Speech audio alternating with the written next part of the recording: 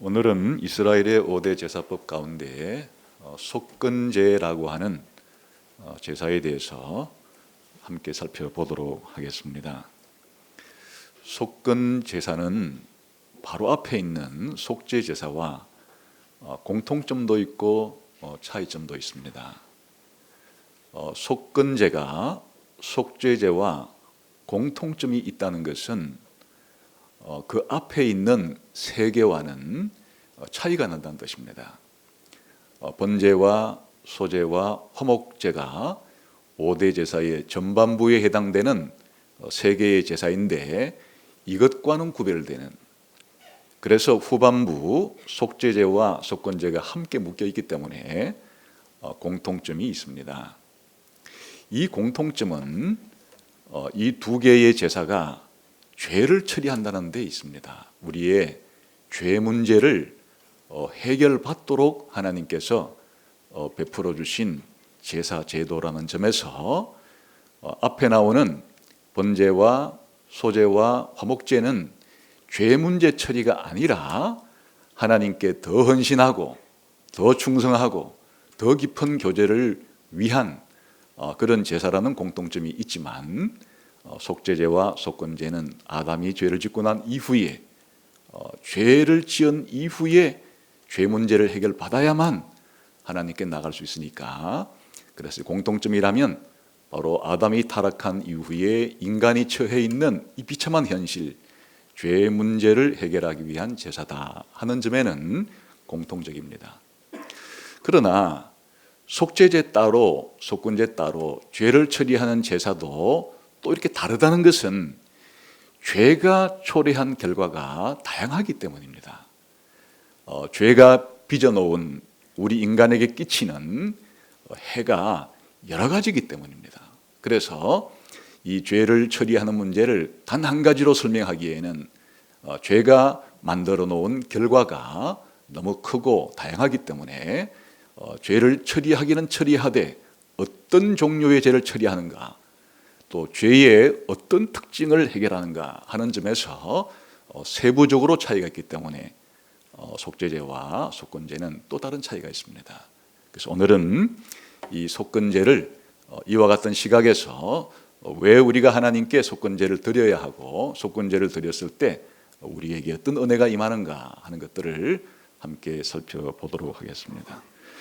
우선 이 속건제에 대한 설명이 5장 14절부터 6장 7절까지에 있고, 또 이제 보충 설명이 7장 1절부터 7절까지 나옵니다. 그래서 이 안에 들어있는 내용을 따라서 함께 생각해 보겠습니다. 우선 5장 14절에서 19절까지는 하나님께 잘못했을 때, 하나님께 죄를 지었을 때 속건제를 드려서 죄를 처리하는 것에 대한 이야기입니다. 한번 보겠습니다. 같이 읽죠. 시작. 여호와께서 모세에게 말씀하여 이르시되 누구든지 여호와의 성물에 대하여 부지 중에 범죄하였으면, 보세요.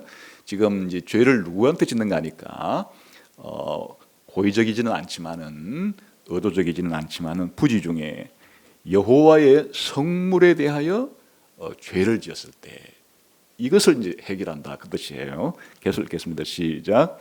내가 지정한 가치를 따라 성소의 세겔로 몇 세겔 은에 상당한 흠없는 수당을 양떼 중에서 끌어다가 속건제를 드려서 성물에 대한 잘못을 보상하되 그것의 5분의 1을 더하여 제사장에게 줄 것이요, 제사장은 그 속전의 수량으로 그를 위하여 속죄한즉 그가 사함을 받으리라. 그러니까 이제 속건제를 왜 드리는가 하면 여호와의 성물에 대해서 잘못을 했을 때, 여호와의 성물에 대해서 죄를 지었을 때 그 문제를 해결하려면 속건제를 드려야 된다, 그런 뜻이죠. 그 다음에 17절 시작.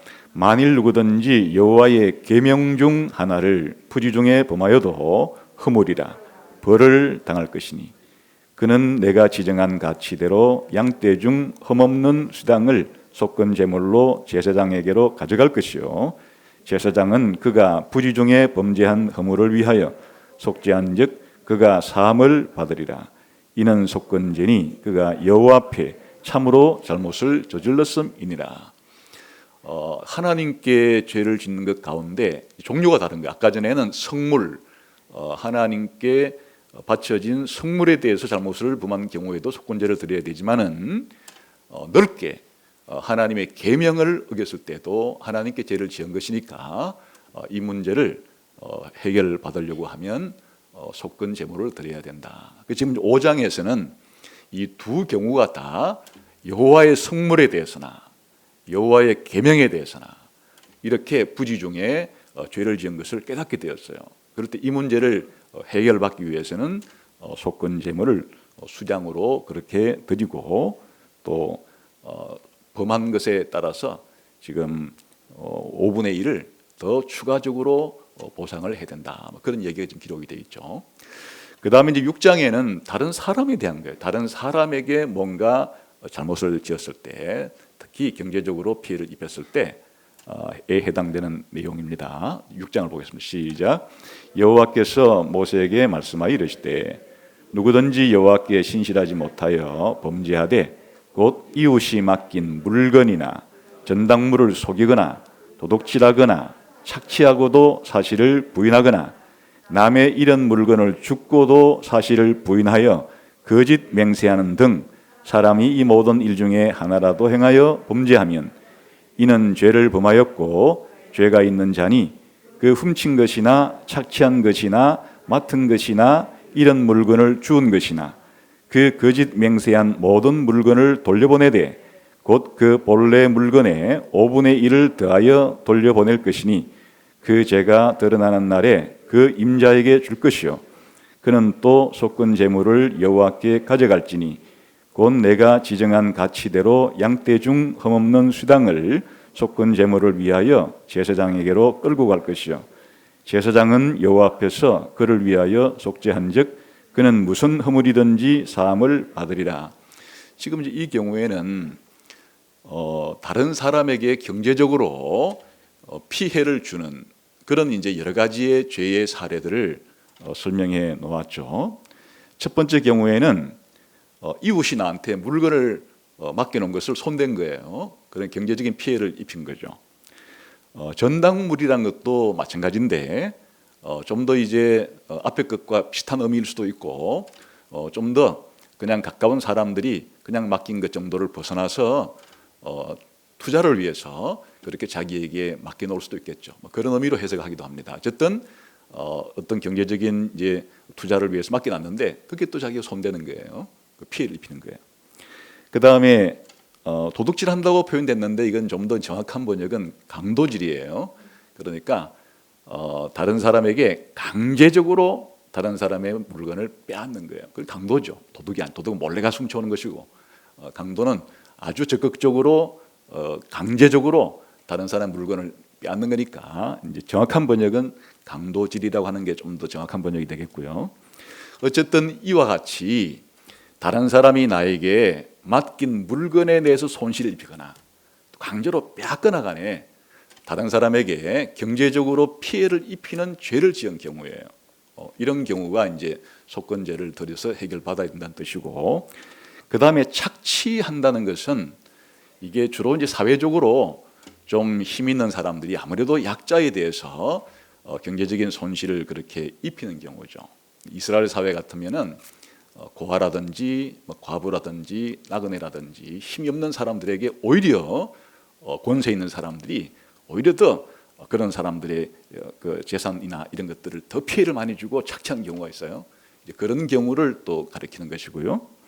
그 다음에 3절에는 길을 가다가 다른 사람이 뭐 소를 잃거나 양을 잃거나 간에 잃은 물건을 주운 거예요. 그러면 그 또 사람 주인 찾아서 줘야 되는데 그걸 그냥 설적해서 이제 주운 물건 분실물을 자기가 그렇게 착복함으로써 또 그 사람에게 해를 입히는, 이게 전부 다 누군가에게 경제적인 손실을 입히고 피해를 입히는 죄를 지은 거죠.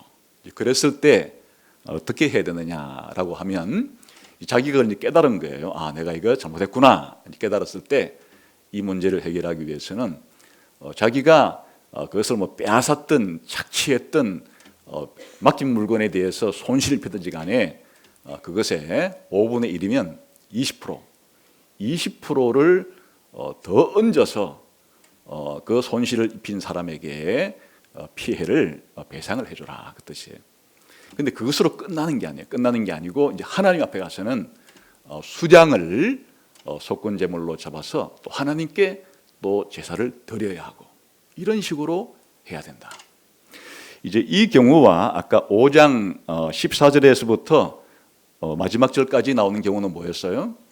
하나님의 성물에 대해서 피해를 입혔다는 뜻은, 성물이라는 것은 이스라엘 사람들이 하나님께 제사를 드렸을 때 하나님께 태워 바치는 부분 말고 제사장 몫으로 고기가 배당되는 게 있죠. 또 소재 같은 경우도 일부만을 하나님께 태우고 대다수는 제사장에게 양식으로 줍니다.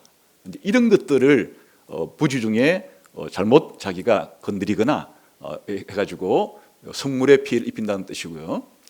또 다른 종류의 성물은 이제 레위기 27장에 나오는데, 하나님 앞에 성전 관리를 위해서 바치는 그런 성물들이 있어요. 그걸 자기 자신을 바쳐도 되고, 또 동물을 바쳐도 되고, 심지어 집을 바쳐도 되고, 뭐 땅을 바쳐도 되고, 또 11조를 바치는 건 기본이고, 이런 것들이 전부 다 성물이에요.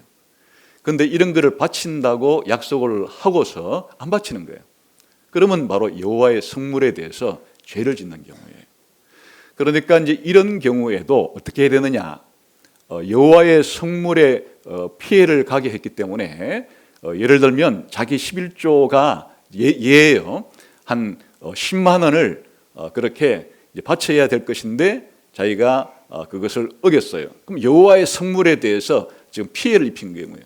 그럴 때는 그 관리를 제사장에게 주는 것이니까 12만 원을 20%를 더 붙여서 그렇게 제사장에게 주고, 또 수당을 가지고 하나님께는 속건제물로 드리고, 같은 방식이에요. 다른 사람의 경제적인 피해를 입혔을 때도 마찬가지로 5분의 1 더 얹어서 20%를 더 붙여서 그렇게 경제적인 피해를 배상해 주는 대신에 또 하나님께도 수량을 들여서 바치고, 이중적으로 하는 거예요.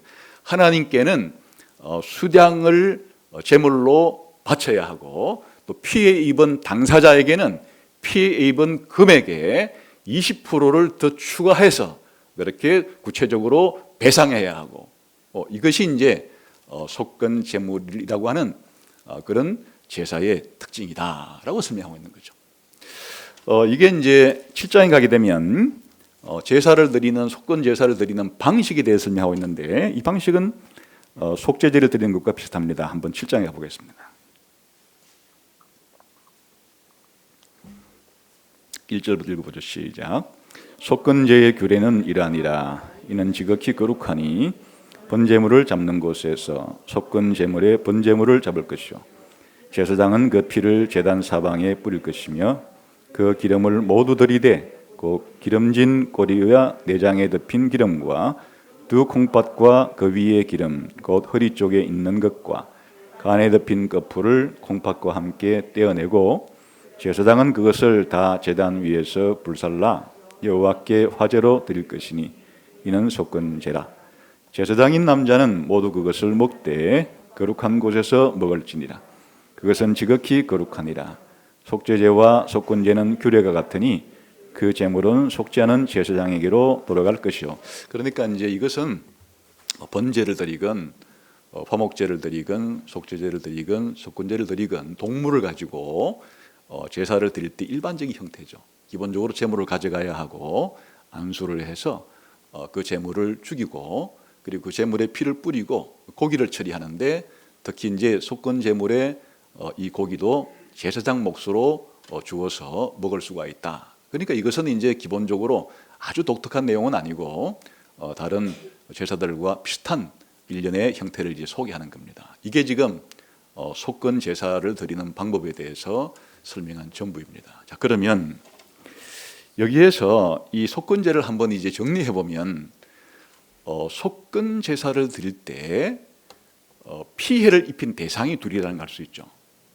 기본적으로 하나님께 피해를 입힌 경우와 사람에게 피해를 입힌 경우, 그런데 사실은 사람에게 입힌 경우도 하나님께 결국은 피해를 입힌 것이다, 이렇게 정리는 되는 것이에요. 그러나 이제 5장에 여호와의 성물에 대해서 죄를 지어서 성물에 피해를 입힌 경우와 여호와의 계명을 어겨서 하나님께 피해를 입힌 경우, 이렇게 이제 하나님께 보다 직접적으로 하나님과 관련된 범죄를 저지르는 경우가 있고, 그리고 또 다른 사람에게 죄를 짓되 특별히 이 경우에 이제 경제적인 피해를 주는 그런 죄를 중심으로 지금 설명이 되어 있습니다. 이게 이제 속건죄를 드릴 때는 주로 이 경제적인 어떤 문제에 대한 피해를 주는 그런 죄에 대한 처리 방법이구나 하는 걸 하나 알 수가 있겠고요. 두 번째는 속건죄를 드릴 때는 독특하게도 경제적인 피해를 입힌 것을 보상해야 된다는 거예요. 더 구체적으로는 배상을 해야 되는 거예요. 배상을 해서, 근데 피해를 입힌 만큼만 배상하는 게 아니라 피해를 입힌 것보다도 더 많이 배상을 해야 돼요. 그 더 많이 배상하는 비율은 5분의 1을 덧붙이라 그랬으니까 20%를 더 얹어서 피해를 배상을 해야 된다, 그렇게 정리할 수 있겠고, 그런데 그냥 피해를 배상하는 것으로 끝이면 죄사가 아니죠. 그냥 경제적으로 피해를 입힌 사람에게 찾아가서 잘못했다, 내가 경제적인 피해를 입혔는데 갚아줄게, 갚으면 끝나는 게 아니고 하나님 앞에 속건 제물을 드려서 이 문제를 해결해야 된다. 그런데 이제 중요한 그 특징이 하나 있는데, 그 특징은 무엇인가 하면 속죄제와 비교해 볼 때 하나님께 바치는 제물이 아주 독특해요. 어떻게 독특합니까? 그냥 통일되어 있어요. 어떤 속건 제물을 드리든지 간에 제물은 그당 수량 하나로 통일되어 있습니다. 그런데 이거는 이제 속죄 제물과 큰 차이가 나는 부분이에요.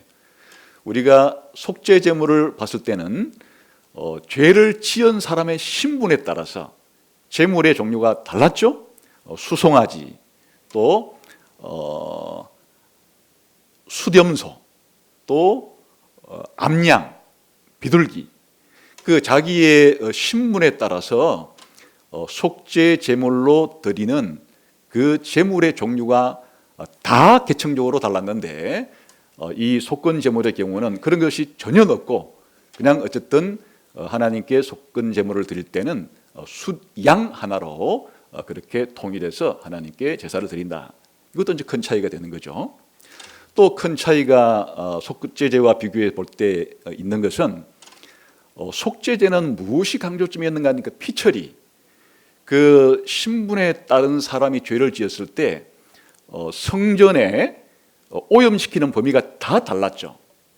그래서 피도 오염시킨 범위만큼 따라가서 피를 뿌려서 깨끗하게 하는, 다시 말하면 죄가 오염시킨 부분을 피로써 다 닦아내는, 그러니까 이제 신분에 따라서 죄를 짓는 사람의 오염도가 다양하게 오염을 시키니까 그 오염을 깨끗하게 처리하는 속죄제물의 피도 다양하게 피를 뿌리는 방식으로 처리를 했다는 게 특징이라면, 이 속건 제사의 특징은 그런 것이 없죠. 그런 것이 없고 오히려 제사를 드리는 방법에 대한 설명도 거의 없고, 무엇이 가장 반복해서 나오는 거니까 배상 문제.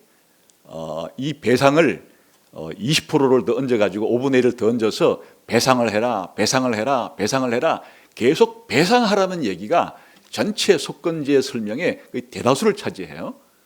배상을 하는데 두 가지 방식으로 당사자에게도 배상을 하지만은 기본적으로 모든 죄가 하나님에 대한 죄이기 때문에 하나님께 속건 제물을 통해서 그 수장을 바침으로써 이 배상 절차를 완료해야 된다, 이제 하는 것이 바로 이 속건 제물을 설명할 때의 중요한 특징이라고 할 수 있습니다. 자, 그럼 여기서 속건 제사의 가장 중요한 의미가 나오는데, 속건 제사라 할 때 가장 중요한 특징은 이제 지금 설명을 듣고 보니까 뭐가 가장 강하게 부각이 됩니까?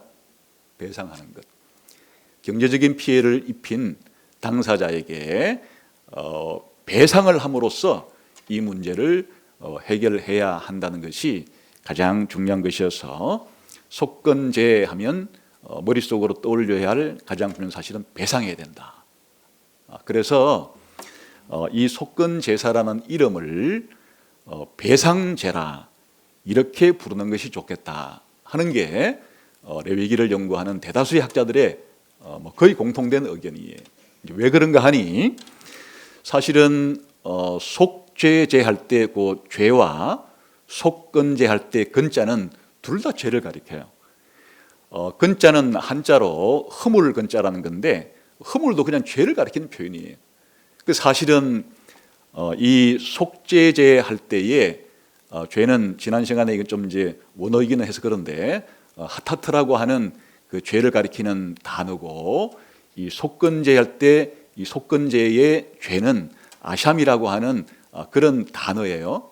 근데 히브리 성경에는 구약 성경에는 죄와 관련된 용어가 15개가 넘어요. 그 다양한 그 우리가 그냥 다 죄라 이렇게 부를 수 있는 것들에 대한 용어가 이렇게 이제 특징적으로 많이 나와요. 많이 나오는데 속죄제라고 할 때 그 죄와 속건제라고 할 때 그 죄도 그냥 죄예요. 그러니까 그냥 우리말식으로 하자면 그냥 다 속죄제가 되는 거예요. 넓은 의미로. 그러니까 속죄제와 속건제를 이렇게 단어 그대로 이름을 지어서는 차이를 발견할 수가 없어요. 속죄제도 속죄제예요. 속건제도 사실 속죄제니까 죄 문제를 처리하는 것이기 때문에 구별이 안 되므로 그래서 이제 이 속건제사의 기능이 무엇이고 목적이 무엇이냐, 의미가 무엇이냐를 알기 위해서는 그런 죄를 가리키는 용어 가지고보다는 지금 죄를 처리하는 방식이 배상을 그렇게 함으로써 처리하니까 그래서 이제 속건제를 다르게 이름 부를 때 배상제라 이렇게 이름하는 것이 이 제사의 성격을 가장 잘 드러내어주는 그런 이름이 되겠다 그런 겁니다. 그 사실은 이제 배상제라 이렇게 부르고 싶지만은 이미 이제 우리가 성경을 번역할 때 속건제라는 명칭으로 통일시켜놨기 때문에 헷갈릴 가능성이 많아서 주로 제가 그냥 속건제라고 이렇게 이름은 부르겠지만은 속건제의 가장 중요한 의미는 배상을 하는 배상제다 하는 것을 이제 기억하면 의미를 이해하는 데 도움이 되겠습니다. 그런데 여기서 아까 성경을 읽다가 보상한다 이런 말이 나와서 보상제라고 번역하기도 하고 배상제라 번역하기도 하는데 사실 이제 번역하는 사람들도 번역할 때 그 내용을 정확하게 다 알고 번역할 수는 없는 문제이기 때문에 가끔씩 번역에 오역이 나기도 하고 오역은 아니라 할지라도 좀 미진한 번역이 생기기도 하고 그래요. 여기서 보상과 배상이라는 우리가 한글로 쓸 때 큰 차이가 있어요. 우리가 일상생활을 할 때는 그냥 보상이라고 말하든 배상이라고 말하든 그게 그거 같죠. 그냥 이제 경제적으로 피해를 입힌 사람에게 값을 지불해 가지고 그 피해를 해소시켜 주는 것이에요. 피해를 금전적으로 대갚아 주는 것을 그냥 보상한다 그러기도 하고 배상한다 그러기도 하는데 법률적인 그 분야에서 법률적인 용어로 쓸 때는 보상이라는 것과 배상이라는 것은 구별되게 다릅니다. 보상이라는 것은 어떨 때 쓰는 것인가 하니까 누군가에게 경제적인 피해를 입힌 것은 입힌 것인데 합법적인 절차를 시행하다가 그렇게 상대방에게 경제적인 피해를 줄 수가 있죠. 그때 그 피해를 대갚아 주는 것을 보상이라 그래요. 예를 들면 국가에서 도로를 내야 되겠는데 그 도로를 내야 될 자리에 이미 국민들이 개인들이 집을 가지고 있어요. 그런데 그 길을 도로를 뚫어야만 전체 교통 체계에 원활하겠어요. 그럴 때 합법적으로 정부가 국민들의 편익을 위해서 도로를 닦으려고 하는데 부득이하게 합법적으로 일을 지금 진행하고 있지만은 그 도로를 만들 땅을 점유해서 집을 가지고 있는 그 개인에게는 경제적으로 피해가 가죠.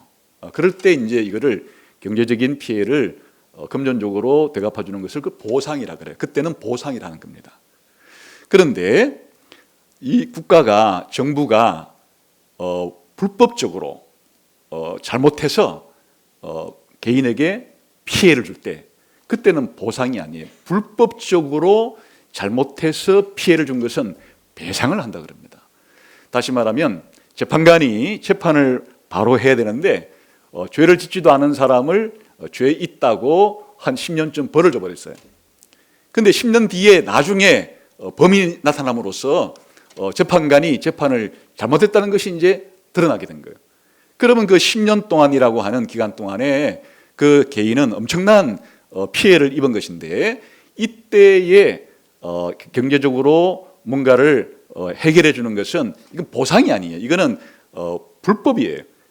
재판을 잘못한 것 자체가 합법이 아니고 불법으로 그렇게 잘못한 그런 공무원들의 실수이기 때문에 그런 경우를 보상이라 그러진 않고 이제 피해를 배상해 준다는 거예요. 이와 같이 보상과 배상은 우리가 사용할 때 거의 다 경제적인 피해를 입힌 사람에게 경제적으로 값을 치루어 주는 것을 가리키지만은 엄밀하게 법률적으로 따질 때는 우리들은 그것을 보상이라 그러지 않고 배상이라 그런다. 그러면 여기에 이 속건제와 관련되어서 사용되는 이와 같을 때의 그 의미는 보상이 아니고 배상이 되는 거예요. 기본적으로 이제 죄를 지은 경우이기 때문에 죄를 지은 것은 비합법적이죠, 불법적이죠. 이렇게 피해를 입혔기 때문에 그것을 경제적으로 보상을 해준다기보다는 배상을 해준다고 그런다. 그래서 이 속건제를 보상이라는 말과 연결시키는 것이 아니고 이제 이 법률적으로 배상이라는 것과 연결을 시키는 것이다. 그래서 속건제를 배상제라고 그렇게 할 수가 있습니다. 자, 그러면 여기에서 이제 중요한 사실은 이 속건제의 의미가 이제 배상이라는 걸 알았는데 배상의 기본적인 그 의미는 무엇이고 왜 배상을 해야 하는 건지 또 어떻게 배상을 해야 되는 건지 배상을 하고 나면은 어떤 결과를 가져오게 되는 건지 이런 것들이 바로 이 속건제에 있어서 가장 중요한 요소가 되는 겁니다. 이때 배상을 이제 한다고 하는 것은 기본적으로 빚을 갚는 거예요. 아까 경제적인 피해를 입히다 그럴 때 그것을 우리가 쓰는 다른 말로는 빚을 진 거예요. 빚을 졌기 때문에 배상을 한다는 것은 마땅히 해야 되는 거예요. 그 해도 되고 안 해도 되는 것이 아니라 빚은 마땅히 갚아야 되는 거예요. 그래서 이 배상이라고 할 때는 다분히 법률적이고 사법적인 개념이에요. 법률적으로 볼 때, 법적인 의미로 볼 때 피해를 입힌 것이 그게 잘못이에요. 그렇기 때문에 이 빚을 갚는 것은 법적으로 마땅히 해야 되는 것이고 그렇게 해야만 정의가 살아나게 되는 거예요. 피해를 입힌 것에 대해서 배상을 할 때만이 정의가 살아나게 되는 거예요. 그러니까 이제 이 배상이라고 하는 것은 이 잘못을 법률적으로 한 것에 대해서 법적으로 되갚음으로써 완전히 공의를 만족시키는 그런 것이 바로 배상이라고 하는 말 속에 담긴 가장 중요한 핵심적인 의미가 된다 그런 것이에요. 그러니까 여기에 왜 배상을 해야 되는가 하는 문제에 있어서 죄가 피해를 입혔기 때문이에요. 아까 경우에 죄를 짓게 되면은 죄는 죄를 지은 자신에게 어떤 일이 일어나는 것만이 아니에요. 자기가 죄를 짓게 되면은 누군가 자기가 죄를 짓게 된 대상에게 피해를 입히게 된다. 그래서 하나님의 성물에 손을 대게 되면 바로 하나님께 피해를 입히는 것이 되는 것이고 또 다른 사람의 나한테 맡긴 것이든지 내가 착취한 것이라든지 아니면 또한 강도짓을 한 것이라든지 등등의 이런 것들에 대한 것도 그 다른 사람에게 피해를 입히게 된다. 그래서 이 피해를 입은 사람은 그럼 어떻게 되는 것이에요? 분노가 생기는 거죠. 내가 받은 피해만큼 나에게 피해를 입힌 사람에게도 합당한 벌을 내려라. 그게 이제 정의인 거예요. 그게 바로 공인 거예요. 그러니까 이 배상의 이 배후에는 무엇이 있는가 하니까 죄가 다른 사람에게 피해를 입혔을 때 피해를 입힌 이 가해자가 범죄자가 뭔가 처벌을 받아야 된다. 처벌을 받음으로써 피해를 배상할 수가 있다라고 하는 이 죄에 대한 형벌 문제, 죄에 대한 책임, 죄에 대한 이 벌이 생기는 거예요. 그래서 속건 제사라고 하는 것은 그러면 어떻게 죄를 지었을 때 다른 사람에게 피해를 입혔고 그 피해를 입힌 만큼 나도 그에 합당한 벌을 받아야 되는데 이거를 어떻게 해결할 수 있을까? 이때 이제 금전적으로 배상이라고 하는 방법을 쓸 수가 있는 것이에요.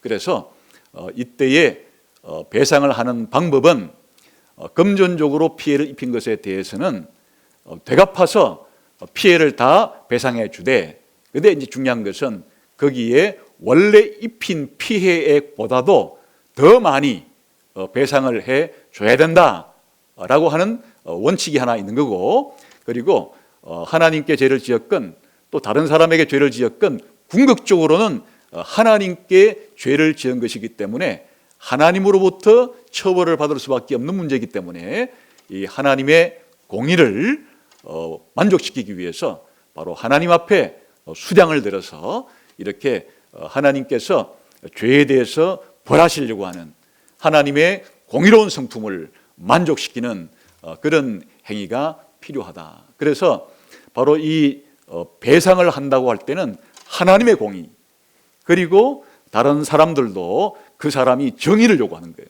그러니까 바로 이 배상의 문제는 바로 공의와 정의의 문제를 실현하는 것과 연결되어 있다, 이런 것이 되겠고, 그러나 이제 하나님께서 이와 같은 피해를 배상해 줌으로써 다시금 하나님과도 관계가 회복되고 또 피해를 입힌 누군가와도 관계가 회복될 수 있는 길을 열으신 것은 이게 바로 하나님의 은혜와 사랑이죠. 하나님께 죄를 지었건 다른 사람에게 죄를 지었건 영원히 회복이 불가능하다.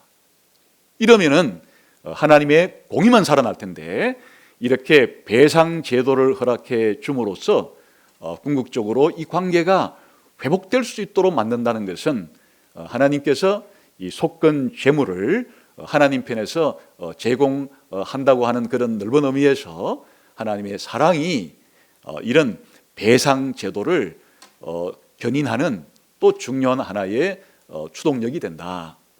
그리고 이제 이 배상의 결과는 어떻게 되는가? 배상을 하게 되면 피해를 입은 사람의 공의가 만족이 되는 거예요. 일단 만족이 되고, 그리고 피해를 입힌 사람도 이렇게 함으로써 심리적으로 이제 자신도 내가 이 죄값을 다 갚았기 때문에 이 죄로부터 해방될 수 있다고 하는 그와 같은 이 죄를 지은 사람도 하나님 앞에서 자기의 죄 문제가 해결됐다고 하는 것을 확신받을 수 있는 이런 결과를 가져오게 되고, 더 나아가서 하나님과의 관계도 회복이 되고 또 자기가 피해 입힌 사람과도 관계가 회복이 되고 이런 회복이 일어나게 되는 결과를 가져오게 되는 거죠. 그래서 이 속건제의 의미가 대단히 중요해요. 그래서 단순히 우리가 죄를 생각할 때 내 죄를 지었으면 하나님께 하나님 죄송합니다, 죄를 지었습니다, 말로만 해서 되는 문제가 아니다는 걸 알 수가 있어요. 죄를 해결받는 문제는 내가 죄를 지은 것에 대해서 애통해하고 잘못되었다고 하는 죄책감을 가지는 것으로 끝이 아니라 구체적으로 객관적으로 죄 문제에 대한 배상을 함으로써 이 법적으로 해결을 봐야 한다. 봐야 하되 어디까지 해결을 봐야 되는가? 상대방이 만족할 때까지 충분한 배상이 이루어져야 관계의 회복이 일어나는 것이 바로 죄 문제를 해결하는 방법이다. 이런 것들을 우리들에게 깊이 가르쳐주는 제사가 속건제입니다.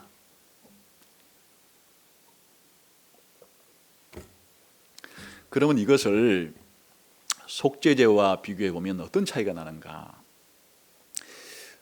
아담이 죄를 지었을 때 그 죄를 짓고 난 이후에 벌어진 일, 죄의 결과는 아담 자신에게도 영향을 미쳐요. 그러니까 죄를 지었을 때 죄를 지은 사람의 입장에서 우선 생각을 해보면 1차적으로 죄를 짓고 나면 죄를 지은 사람의 심리가 바뀌는 거예요. 일단 이 정신적인 지성과 감정과 의지, 다른 말로 말하면 자신의 인간됨이 흔들리게 되는 거예요. 자신이 한 인간으로서 죄를 짓고 났을 때 자기 자신에게 타격을 가하는 거예요. 그러니까 죄를 지은 사람이 뭐 다른 사람에게 피해를 생각하기 이전에 먼저 자기 자신을 오염시키는 거예요. 자기 자신을 부패시키는 거예요. 자기 자신을 변질시키는 거예요. 이게 바로 속죄제의 문제예요. 그래서 속죄제는 죄를 지었을 때 죄를 지은 사람에게 초점이 있는 거예요. 그래서 이 죄를 지은 사람의 신분이 제사장이냐, 죄를 지은 사람의 신분이 일반인이냐, 이에 따라서 각각 이 개인적으로 죄를 지을 때 큰 죄를 지을 수도 있고 작은 죄를 지을 수도 있고 그 죄에 대해서 다른 사람에게 미치는 심리적인 영향력이 다르죠. 그러니까 이 속죄죄는 오염과 관계되어 있어요. 죄를 지었을 때 죄가 발생시키는 죄를 지은 사람 자신의 그 오염 문제를 깨끗하게 청결해주는 이제 이런 죄의 특징이 죄를 지은 사람 자신의 그 오염을 시킨다고 하는 이런 문제가 하나 있어요. 그런데 죄를 지었을 때는 죄를 지은 사람이 오염되는 것으로 그것만 끝나는 게 아니에요. 죄는 죄를 지을 때 대상이 있기 때문에 그 대상 자체도 뭔가 피해를 입히고 뭔가 그에게 안 좋은 일이 일어나게끔 하는 것을 지는데 이 죄를 하나님께 지었을 때 하나님의 분노를, 하나님의 공의를 불러일으킬 수밖에 없죠. 하나님은 죄를 지었을 때 죄는 반드시 거기에 맞게끔 처벌을 받아야 된다고 하는 하나님의 공의에 대해서 이 죄 문제를 처리하지 않으면 손상이 가게 되죠. 그러니까 하나님께도 이 죄가 피해를 가고, 또 넓게 말하면 하나님이 우리 인간을 만들었는데 우리 인간을 만드신 그 하나님의 권위에 대한 도전, 그리고 하나님 말씀에 대한 불순종, 하나님에 대한 불신앙 등등 이런 것들이 하나님께 대해서도 심각한 문제를 유발시키게 되는 것이에요. 그리고 이제 이거를 대인관계로 수평적으로 놓고 보면 우리가 훔치든 강도짓을 하건 살인을 하건 뭘 하든지 간에 나 자신만의 문제가 아니라 다른 사람에게 피해를 입히게 된다는 문제가 생기는 거예요. 근데 이런 거를 뭐라 그런가 하니까 죄의 책임이라 그럽니다. 죄는 죄를 지었을 때 책임을 져야 되는 거예요.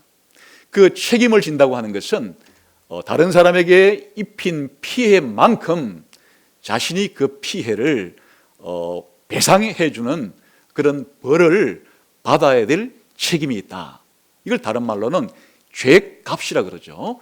죄를 지었을 때는 죄값이 따라오게 되는데 이 죄값의 다른 의미는 바로 그 죄를 지은 만큼의 형벌을 받아야 되는, 처벌을 받아야 되는 그런 문제를 발생시키게 된다.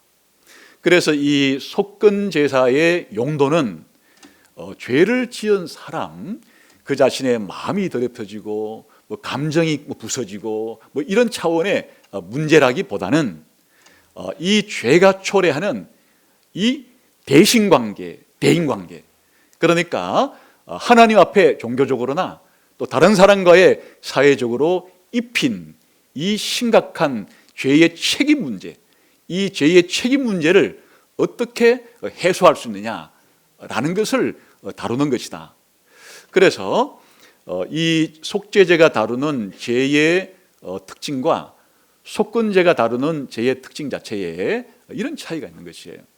그래서 죄가 초래하는 것이 아담이 첫 범죄를 지었을 때 이 아담의 범죄는 아담 자신을 오염시키는 그런 결과를 가져왔을 뿐만 아니라 또한 자신이 하나님의 진노 아래 놓여 있다고 하는 이 공의롭게 죄에 대한 죽음이라고 하는 처벌을 받아야 된다고 하는 이와 같은 문제를 안고 있었던 것이에요.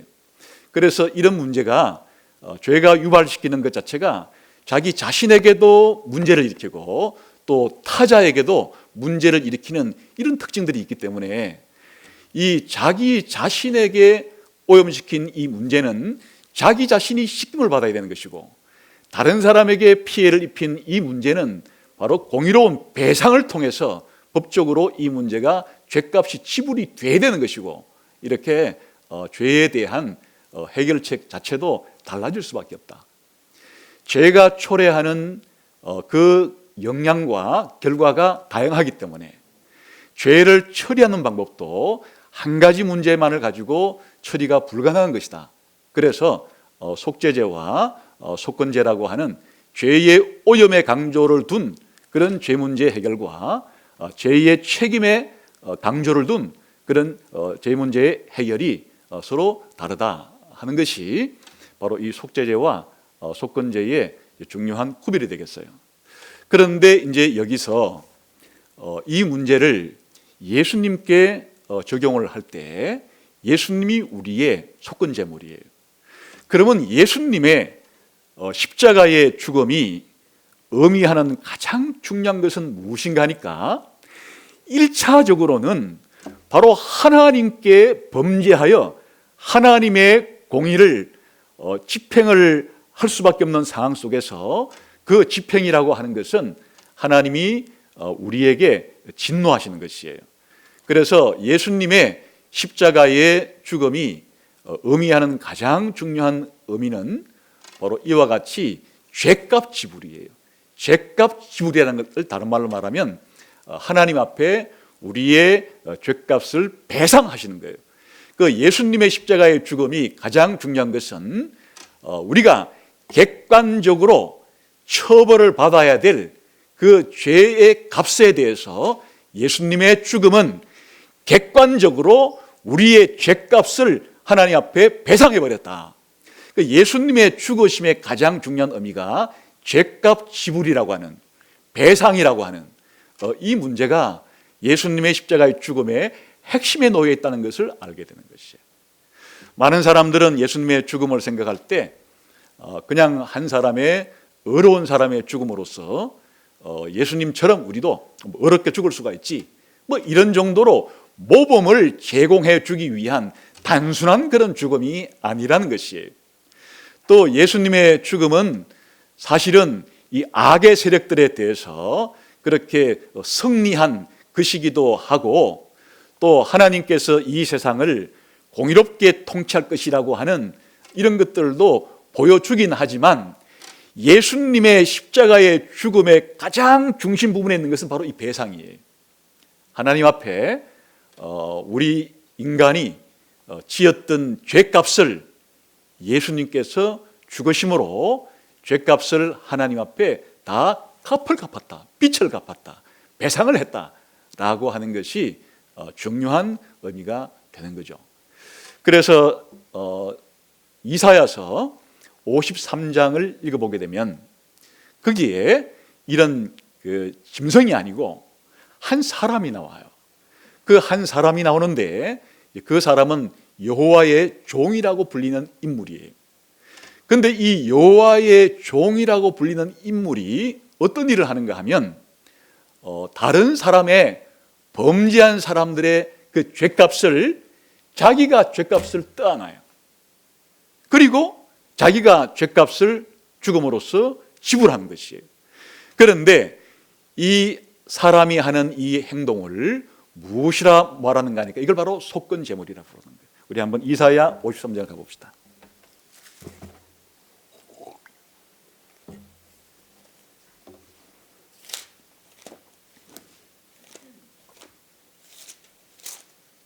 이사야 53장. 사실은 이사야 53장은 넓게는 52장 13절부터 53장 끝까지 전체가 그 내용을 말해주고 있으나 시간 관계상 핵심 부분만 바로 읽어봅시다. 10절이에요. 시작.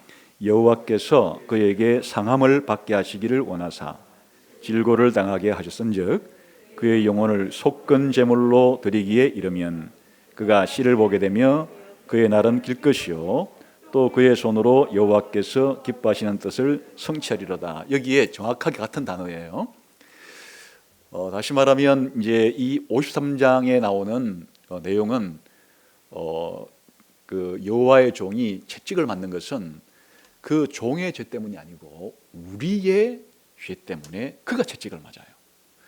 그 여호와의 종이 징벌을 당하는 것은 그가 잘못한 죄 때문이 아니에요. 우리가 잘못한 죄 때문에 그가 징벌을 받아요. 우리가 죽어야 될 죽음을 그가 죽어요. 그러니까 다른 사람을 대신해서 벌을 받는 것, 이걸 일종의 대리로 형벌을 받는데 그 대리로 왜 형벌을 받아야 되느냐? 죄는 반드시 값을 치러야 되기 때문이에요.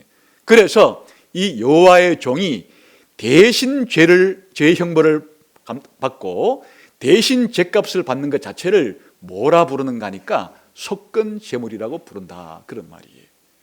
그런데 이사야 이 53장에 여호와의 종이라고 불리는 이 인물이 다른 사람을 대신에 고난받고 다른 사람을 대신에 채찍에 맞고 다른 사람을 대신에 죽음을 죽는 대신 형벌을 받음으로써 바로 뭘 하고 있는 중인가 하니까 하나님 앞에 죄값을 완전히 배상을 하고 있다.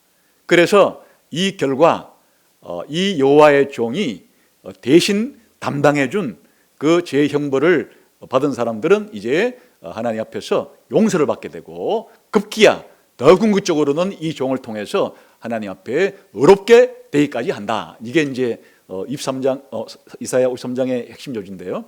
이게 중요한 이유는 구약 성경에서 속건 제물의 심층 의미를 밝혀놓은 부분이 이 부분이기 때문에 이사야 53장의 여호와의 종의 대리 이 고난, 대리 속죄, 대리 죽음, 이것이 바로 레위기서에 나오는 속건 제물의 의미를 가장 심도 있게 설명해 놓은, 이제 단순한 동물이 아니고 진짜 어떤 사람이 속건 제물이 되는 것을 보여주고 있는데, 신약 성경에 오게 되면 전부 다 예수님의 십자가를 설명할 때 이 이사야 53장에 나오는 이 구절들을 빌어와서 예수님의 고난과 예수님의 십자가의 죽음을 설명하기 때문에 우리가 신약 성경에서 보게 되는 예수님의 죽음의 가장 풍성한 의미 가운데 바로 이 이사야 53장을 적용하는 이것이 있어서 우리가 그동안에 많이 들었고 믿고 있듯이 예수님이 십자가에 죽은 것은 나를 대신해서 하나님 앞에 내 죄값을 갚은 것이고 내가 받아야 될 형벌을 대신 받은 것이다 라는 이 표현이 제사로 말하면 구체적으로 어떤 제사에 해당된다는 거예요? 속건 제물이 되시는 예수님의 사역을 가리키는 것이다, 그런 뜻이 되는 것이에요. 그래서 이 속건 제물이 의미하는 죄라고 하는 것이 법적인 형벌을 초래하는 그런 문제이고, 죄를 해결한다고 하는 것은 법적으로 배상을 통해서만이 궁극적으로 이 공의를 만족시켜야만이 해결되는 문제라고 하는 성격을 보여주고 있고, 예수님의 십자가의 가장 중요한 핵심이 나를 대신하여 죄값을 하나님 앞에 다 갚아주신 나를 대신해서 형벌을 받으시는 것이라고 하는 이 핵심이 예수님의 죽음의 가장 기본적인 의미다.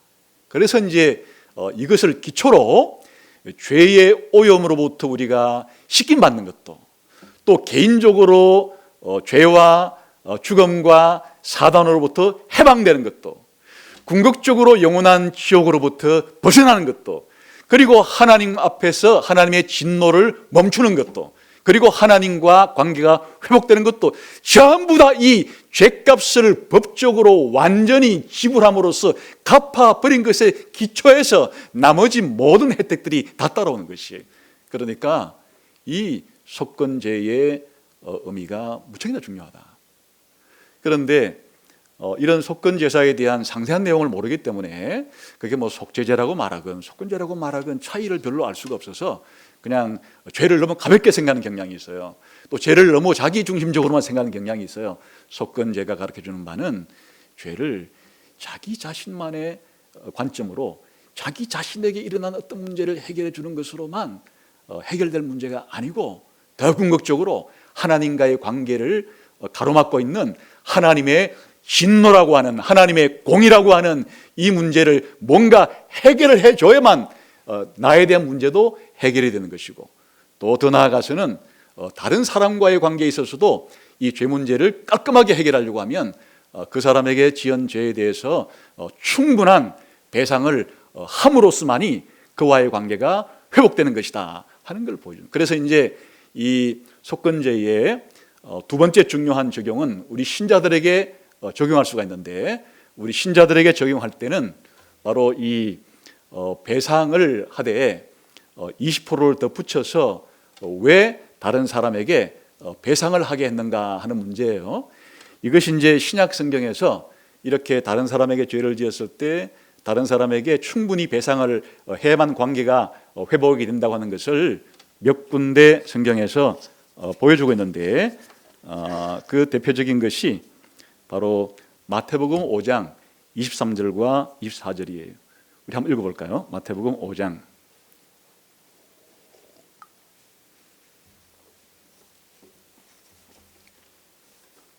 다시 읽어봅시다. 시작. 그러므로 예물을 제단에 드리려다가 거기서 내 형제에게 원망 들을 만한 일이 있는 것이 생각나거든. 예물을 제단 앞에 두고 먼저 가서 형제와 화목하고 그 후에 와서 예물을 드리라. 이게 바로 속건제물에 대한 산상설교식의 해설인 거예요. 아까 속건제물은 두 가지 방식으로 문제를 해결해야 된다고 그랬죠. 피해를 입은 당사자에게 먼저 충분한 배상을 해주고, 그리고 이 수양을 가지고 하나님께 속건제물을 드려야 된다. 그게 여기서 나오는 거예요. 바로 여기서 하나님 앞에 이런 수양을 가지고 속건제물을 드리기 이전에 다른 사람에게 구체적으로 죄를 지은 경우가 있을 때는 그 사람에게 입은 이 피해를 충분하게 가서 배상을 해주고 관계를 해결해야 된다. 그리고 하나님께 수당을 바치는 것 같은 이런 제사를 드려야지, 그냥 죄를 다른 사람에게 구체적으로 피해를 입히는 죄를 지었는데 그냥 하나님 앞에만 나는 죄를 용서받았다고 하고 이렇게 하는 것으로 해결될 문제가 아니다. 그러니까 너희가 하나님 앞에 예배를 드리려고 하다가 누군가 특정한 개인에게 아주 구체적으로 죄를 지은 것이 네가 분명하게 떠오르면 가서 그 사람과 해결을 봐야 한다. 해결을 보는 방식은 아까 그 피해를 입은 것 그대로 돌려주는 것보다 20%를 더 얹어서 주라는 거죠. 그게 이제 무엇인가 하면 그 피해를 입은 당사자가 피해 입은 만큼은 돌려준다고 해서 이제 금전적으로는 똑같은 피해에 대한 배상을 받았겠지만은 피해를 입고 난 다음에 금전적인 배상을 받는다고 해서 이게 금전적으로만 똑같은 그런 동일한 액수가 지급되었다고 만족이 될 수가 없죠. 사람이 받은 이런 여러 가지 정신적이고 심리적인 타격도 있는 것인데, 그러니까 이제 이 피해 배상액에 있어서 원래 피해 값보다 더 얹어서 주라고 하는 의미는 그것까지 포함할 가능성이 있는 거예요. 그 사람에게 자기가 피해를 입었는데 경제적으로 금전적으로도 충분한 이제는 배상을 받았지만은 그리고 더 충분하게 그에게 이런 배상을 해 줌으로써 피해를 입은 사람이 심적으로도 마음속에 해결함을 받아서 자기에게 용서를 구할 사람에게 이제 화해를 해주는, 용서해주는 그런 마음이 열리게 되는 그런 관계를 보여주는 것이에요. 그래서 우리가 죄를 해결할 때 하나님이 예수님을 통해서 우리가 지은 죄값을 완전히 갚았지만은, 그럼으로써 우리가 하나님께 나아가는 길에 조금도 장애가 사실 없지만은, 그러나 하나님께서는 우리가 이 땅을 살아가는 동안에, 천국에서도 살아갈 때 하나님과만 관계를 맺고 살아가는 것이 아니라 다른 사람과도 관계를 맺기 때문에, 하나님과는 관계가 좋은데 다른 사람과는 원수지간이다, 이거는 천국의 모습이 아니죠. 하나님 백성의 모습일 수가 없죠. 그래서 사실은 진짜 신자들이 죄에 대한 완전한 해결을 받았다고 하는 것은 하나님과 끓이낌 있는 이런 것들을 해소할 뿐 아니라 다른 사람과의 관계에 있어서도 서로의 사랑과 서로의 평화와 서로의 조화와 이런 것들이 충만한 것이 원래 하나님의 계획이므로, 우리가 지상에 사는 동안에 이런 우리의 죄 문제를 처리하는, 죄에 대한 책임을 처리하는 과정에 있어서 다른 사람에게 아주 분명하고도 아주 구체적이고도 분명한 피해를 입힌 것이 자기가 깨달아질 때는 그 사람에게 금전적으로 입힌 피해는 금전적으로도 충분히 배상을 해주고, 더 나아가서 그 사람의 마음이 풀릴 때까지 그에게 용서를 구하고 그와의 관계를 회복하기 위해서 그렇게 하는 절차가 필요하다는 것을 보여줌으로써 참된 회개가 무엇인지를 보여주는 거예요. 우리가 하나님 앞에 신자가 되어서 회개함으로 나아가게 되는데, 참된 회개가 무엇이냐, 참된 회개를 했다는 정표를 무엇으로 알 수 있느냐, 이렇게 다른 사람에게 아주 구체적으로 충분한 배상을 해주고자 하는 그런 마음이 있는 사람이 진짜 그 사람에 대해서 자기가 죄를 지었구나, 잘못했구나, 다른 사람에게 피해를 입혔구나라고 하는 것에 대한 진정한 죄에 대한 이 죄책감과 또 죄 문제에 대해서 자기가 초래시킨 것에 대한 비참한 결과에 대한 인식과, 그리고 이 문제를 해결받는 것이 얼마나 기쁜 것인지에 대한 이런 것들을 알게 되는 것이에요. 그래서 이에 대한 중요한 사례가 삭개오의 경우에 등장을 하는 거예요. 누가복음 19장에 보게 되면 우리가 잘 알듯이 세리장 삭개오가 구원을 받았을 때 바로 이 문제예요. 이 세리가 세리 노릇을 하면서 정당하게 딱 세금 받을 것만 받지 않아요. 더 많이 세금을 매겨서 자기가 착복을 하기 때문에 세리들은 이스라엘 사람들에게 지탄을 받았고, 그렇기 때문에 이 삭개오도 이제 예수님을 믿음으로써 하나님과 화해가 이루어지게 되고 구원이 이 집에 임했지만은, 진짜 삭개오가 용서를 받았고 하나님과 화해했고 죄를 회개했다는 정표가 삭개오의 마음속에서 일어나게 되죠. 이제 구약시대에 나오는 이와 같은 속건 제물을 통해서 이웃에게 배상해 주는 그런 것을 20% 정도가 아니라 그냥 몇 배라고 한 4배인가 이상을 갚았나이다, 이렇게 말하는 거예요. 이렇게 함으로써 진짜 삭개오는 참된 회개를 했구나 하는 사실을 우리들에게 알려주는 겁니다. 여러분, 이것이 왜 중요한가 하면 이런 사례들이 있어요. 예를 들어서 어떤 그 다른 타인이 자기 아들을 죽였어요. 어떤 이유로. 그런데 그러면 자기 아들을 죽인 사람이 이제 원수잖아요. 이 부모로서는 복수하고 싶은 생각이 들 거 아니에요. 미울 거 아니에요. 그런데 이 사람이 예수님을 믿었어요. 이 자기 아들이 그 죽임을 당한 부모가 예수님 믿고 하나님이 이 죄에 대한 용서를, 어떤 죄인이든지 간에 심지어 살인죄를 지은 죄인이라 할지라도 하나님의 큰 사랑 때문에 용서를 받을 수 있다는 사실을 이제 받아들이고 믿음으로써 자기도 이제 신앙생활을 하려고 하는데, 그런데 이거를 예수님의 십자가의 피로 나도 용서를 받았고 앞으로 내 아들을 죽인 그 살인마도 혹시 예수를 믿는다면 하나님의 이 자비와 긍휼을 받을 만한 사람이라는 것은 이제 이해를 하는데 이런 일이 이제 있다고 한번 가정을 해봐요. 어느 날 그 사람이 감옥에 갇힌 곳에 가서 자기가 이제 예수님 믿고 마음에 좀 평안을 어느 정도 얻게 되었다고 가서 얘기해 주러 갔는데, 아니 그 사형수도 그 안에서 예수를 믿었어. 그 감옥에서 예수를 믿었다고 그러는 거예요. 그런데 뭐라고 말하는가 하니까, 이제 나는 하나님께로부터 용서를 받았기 때문에 제가 옛날에 큰 죄를 짓긴 지었지만은 저는 이제 하나님으로부터 용서를 받아서 마음이 평안하고 떳떳합니다. 아니 그런데 자기에 대해서는 당신의 아들을 내가 죽인 거에 대해서 정말 죽을 죄를 졌다고, 제가 그때 철이 없어서 어릴 때부터 범죄 집단에 있다 보니까 그때는 그게 심각한 죄인 줄도 모르고 그랬지만은 지금 생각하니까 저는 정말 죽을 죄를 지었어.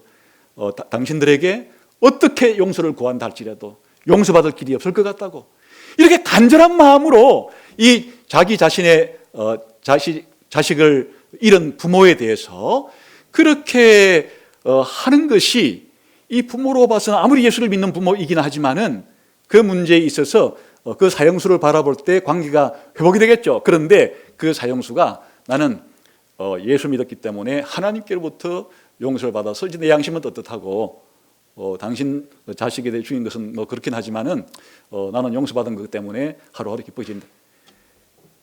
그렇게 할 때 그 자식을 잃은 부모가 그 사형수에 대해서 관계가 회복이 되겠어요? 뭐 이런 소재를 가지고 만든 영화도 있고, 이런 소재를 뭐 약간 변형해서 이 수많은 이 죄를 지었을 때 기독교에서 말하는 하나님께로 예수님 십자가 때문에 자기 죄를 용서받으면 그럼 다른 사람한테 입힌 피해에 대해서는 그 아무렇게 처리를 하지 않아도 자기는 떳떳하단 말인가 라고 하는 그런 문제가 발생을 한 거예요.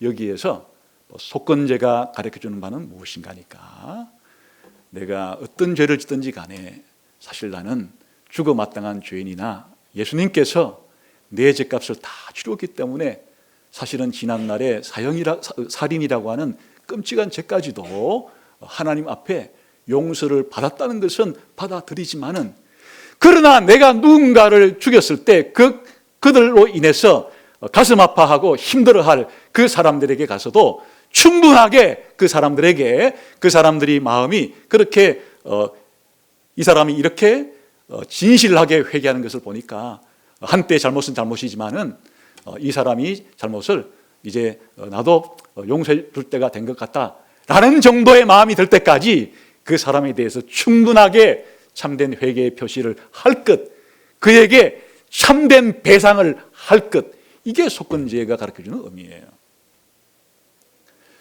사실 우리 신자들이 살아갈 때 이 점을 놓칠 때가 많이 있어요.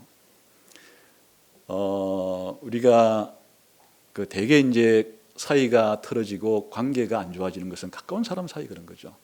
가정에서 부부 사이에, 혹은 부모 사이에, 형제 사이에, 또 친구 사이에, 또 그리고 이제 교인들이 가깝다 보니까, 성도들이 가깝게 지내다 보니까 교회 생활을 하는 동안에 또 다른 사람과의 어떤 문제가 발생해서 사실 누군가에게 잘못하거나 실수를 할 때가 많이 있어요.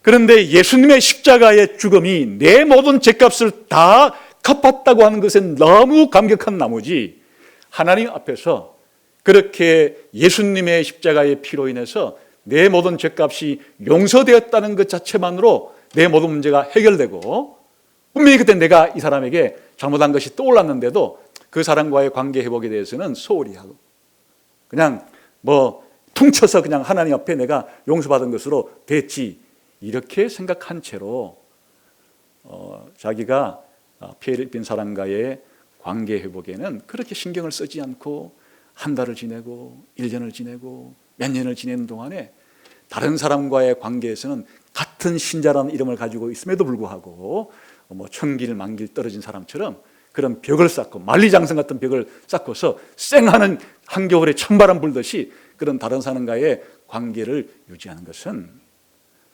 신자들이 자기의 죄에 대한 책임을 처리하는 완전한 방식은 아니다 하는 것을 속건제가 가르쳐 줍니다.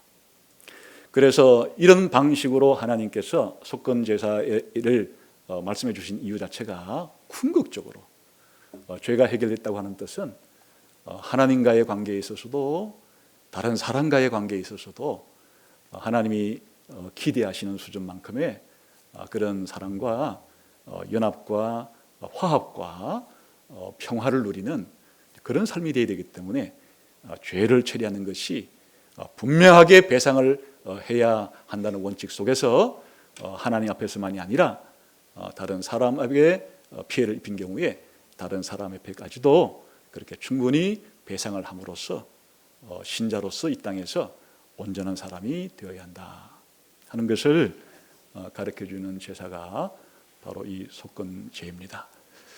결론적으로 이 속건제는 속죄제와 같이 죄를 처리하는 것도 있지만은 죄의 다른 특별한 부분을 강조하는데 특히 죄는 배상을 해야만 처리되는 법적인 문제고 공의를 실현해야 될 문제다 하는 것을 우리가 기억하고, 사실 하나님과의 관계에 있어서 하나님의 이 공의를 예수님께서 십자가에 나를 대신해서 죽으시고 죄값을 갚아주심으로 해결이 되었고, 이로써 평생 감사할 일이지만은 그러나 우리가 살아가다가 다른 사람에게 지은 죄에 대해서도 그냥 그것으로 끝내지 말고 우리가 충분한 관계 회복을 위한 그 사람이 납득할 정도의 그런 배상을 그에게 우리가 해주기를 기울임으로써 천국의 모습을 우리 가운데 실현할 수 있도록 또 자기 자신이 누릴 수 있도록 하는 것이 속건제의 의미가 되겠습니다. 이런 속건제사를 신실하게 드리는 여러분 되시기를 주님의 이름으로 축원합니다. 기도하겠습니다.